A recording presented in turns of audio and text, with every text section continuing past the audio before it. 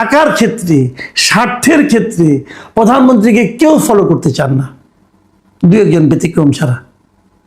এবং তারা প্রমাণ করে দিচ্ছেন, প্রকাশ্যেই বলছেন, ঘোষণা দিচ্ছেন যে আমরা আপনাকে ফলো করব না, এই সমস্ত ক্ষেত্রে করব না, যা পারেন করেন।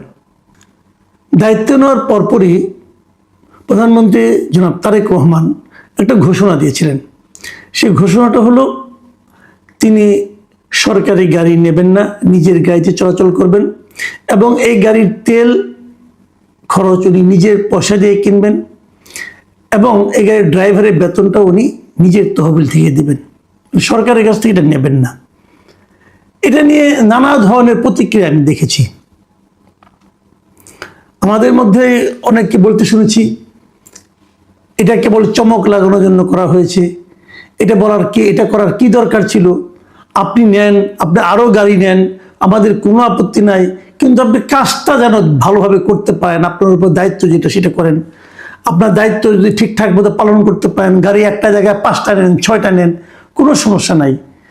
উনি বলেছিলেন ওই প্রোটোকলটা মানে কমাই দিবেন, বলছেন না এটাও করেন, সব নেন, কিন্তু কাজটা ঠিকঠাক মতো করেন না। আমি না এইগুলিকে নিয়ে মাঝে মাঝে ভাবি, আসলে আমরা আসলে কি করলে খুশি, এটা আমি বুঝি না। উনি যদি সব নিতেন তাহলে কি কাজটা ভালো মতো হতো, আর উনি যে এগুলি নেবেন না তাতে কি কাজটা খারাপ মতো হবে। মানে কাজটা ভালো হওয়া না হওয়ার সঙ্গে উনি এই যে সামান্য একটু ত্যাগ করলেন, এটা কি কোনো শর্ত হিসাবে, পূর্ব শর্ত হিসেবে কাজ করে? উনি যদি বলেন আমি সরকারি গাড়ি নেব না, আমি আমার নিজের গাড়িতে চলবো, গাড়ির তেলটা আমি ব্যবহার করব না, আমি ড্রাইভারের বেতনটা দেবো, দেখি তার ওনার কাজগুলো স্লো হয়ে যাবে।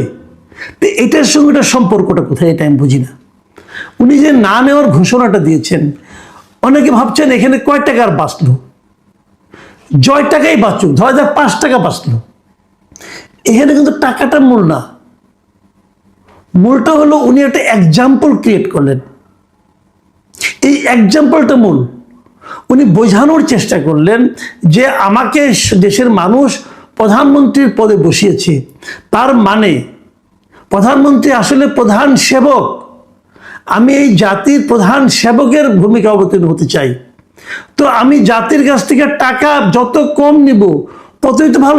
তো অন্যায়টা কোথায় আমি কিন্তু এটা এখনো বুঝি না।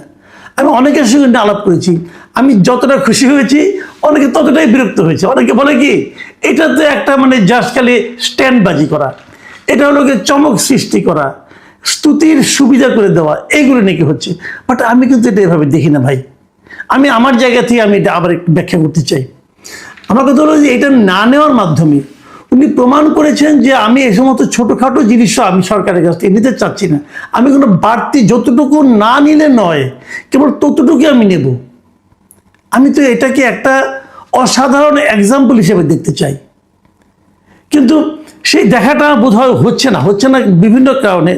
যে অনেকে বলা শুরু করেছেন এটা এটা এটা কোনো প্রয়োজন নেই, এই ধরনের চমক সৃষ্টির কোনো দরকার নেই। এগুলো বলতে বলতে না একসময় ওনার মনে হয়তো বিষিয়ে যাবে। কিন্তু তারও যে বড় কথা, আমি এখানে আরেকটা কথা বলতে চাই।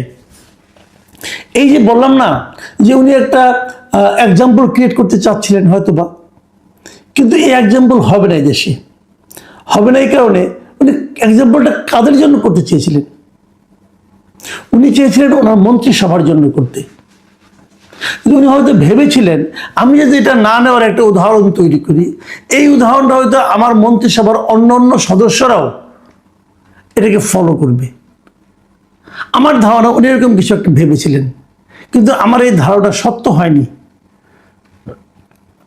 ওনার এই এত বড় মন্ত্রিসভার মাত্র একজন মন্ত্রী, কৃষিমন্ত্রী মিস্টার আমিনুর রশিদ, মাত্র একজন মন্ত্রী এই উদাহরণটা অনুসরণ করেছেন এবং উনিও ঘোষণা দিয়েছেন উনি নেবেন না। আর বাকি যারা আছে কেউ কিন্তু নিতে চায়। আচ্ছা, কয় টাকা জানেন? কয় টাকার তেল পায়? দিনে 18 লিটার তেল পায়। দিনে 18 লিটার তেলের দাম কত? এইটুকু লোভ সম্বরণ করতে পারেন না আপনারা? যত মন্ত্রী আছেন, আমার তো মনে হয় না যে সবাই তো নির্বাচনের সময় একটা হলফনামা নির্বাচন কমিশনে দাখিল করেছেন। আমি কয়েকজনটা দেখেছি, নিজে স্টাডি করার চেষ্টা করেছি।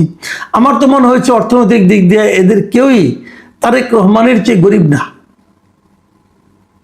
সবাই তারেক রহমানের চেয়ে ধনী, তাদের অনেক সম্পদ আছে। আচ্ছা, আপনারা কি নিজে মন্ত্রী হওয়ার আগে নিজেরা নিজস্ব গাড়ি চালাতেন না? চালাতেন তো। তা আপনি যদি মন্ত্রী হয়ে সরকারি গাড়িটা ব্যবহার করেন, আগের গাড়িটা কি করেছেন? ফেলে দিয়েছেন? ফেলে তো দেন নাই। এবং আমি নিশ্চিত এদের 80% লোকের বাসায় একাধিক গাড়ি আছে। মানে ওনার ওয়াইফ বাচ্চাদের জন্য একটা গাড়ি আছে, আবার আরেক মানে ওনার নিজের গাড়ি আছে, একাধিক গাড়ি সবারই আছে। তাহলে আরেকটা গাড়ি আপনি নিতে হবে কেন? এটা তো আপনি একজন বিলাসিতা, অপচয়। তারেক রহমান হয়তো এই কথাটাই বলতে চেয়েছেন যে আপনি অপচয়টুকু না করলে দেশ গরিব হয়ে যাবে, আমি তা বলছি না কিন্তু। বাট আমি বলছি যে না করেও তো আপনি পারেন, একটা এক্সাম্পল ক্রিয়েট করেন। তাহলে এই এক্সাম্পলটা কিন্তু আপনার অন্য অন্য কর্মকর্তা কর্মচারী যারা আছে আপনার অফিসের, আপনার মন্ত্রণালয়ের, আপনি তাদেরকেও বলতে পারবেন, ভাই এটা তো আমি করি না, তোমরা কেন অপচয়টা করছো? আমি যদি অপচয়টা না করে পারি, তোমরা কেন করছো না? আপনি যদি 5টা টাকাও বাঁচান, এই 5টা টাকা কিন্তু রাষ্ট্রের থেকে যায়, জনগণের থেকে যায়। জনগণের টাকা দিয়ে আপনি কেন ব্যয়বহুল ঘটনা ঘটাবেন? কেমন আপনি বিলাসবহুল জীবনযাপন করবেন? আপনি তো জনগণের সেবা করতে এসেছেন, আপনি তো জনগণের অর্থ অপচয় করতে আসেন নাই। তো এরা কিন্তু চাইলে সবাই পারতেন, কিন্তু কেউ করেন নাই। অথবা যদি করেও থাকেন আমরা জানি না, আমাদেরকে জানানো হয় নাই। আমি বলি কি, এগুলোই প্রচার হওয়া দরকার। এই কারণে যে এগুলো ছোট ছোট উদাহরণ কিন্তু সবার জীবনে ঘটে থাকে। তো আমরা এগুলো করি না কেন? কিন্তু কেউ করলেন না কেন? আমি এটা মাঝে মাঝে ভাবি।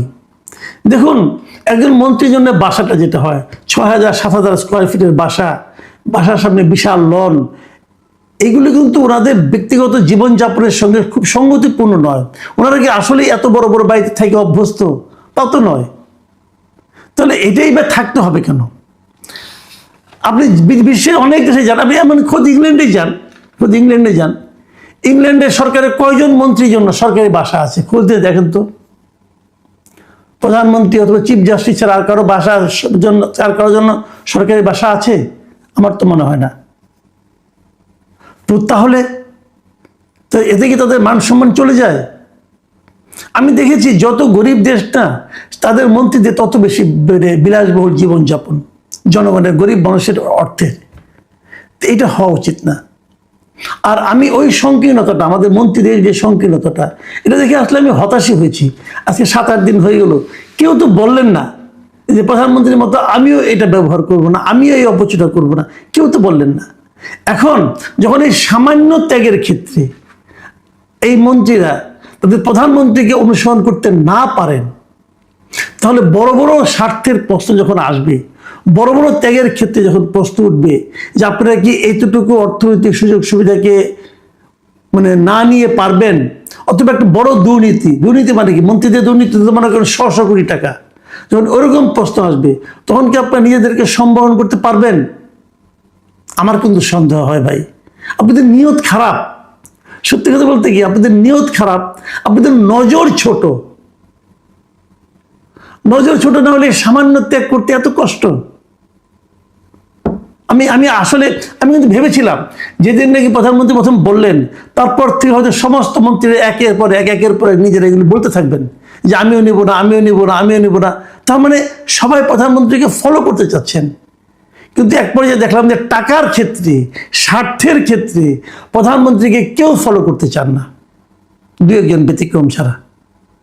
এবং তারা প্রমাণ করে দিচ্ছেন, প্রকাশ্যেই বলছেন, ঘোষণা দিচ্ছেন যে আমরা আপনাকে ফলো করব না, এই সমস্ত ক্ষেত্রে করব না, যা পারেন করেন। আমি ভেবে পাই না তারেক রহমান যে মন নিয়ে বিদেশে 17 বছর থেকে, যে মন মানসিকতা নিয়ে দেশে এসে পা রেখেছেন, সেই মন মানসিকতাকে এই তারেক রহমানের মন্ত্রিসভার লোকেরা কতটুকু অনুসরণ করতে পারতেছে? যে অনুসরণটা সবচেয়ে সহজ ছিল সেটাই ওনারা কেউ করলেন না। আর যেগুলো কঠিন কাজ সেগুলো কতক্ষণ করবেন, কতটুকু করতে পারবেন, এটা নিয়ে যদি আমরা সন্দেহ পোষণ করি, আমাদেরকে খুব বেশি সন্দেহ বাতিগ্রস্ত বলা ঠিক হবে। প্রিয় দর্শক, আপাতত এই পর্যন্তই। আল্লাহ হাফেজ।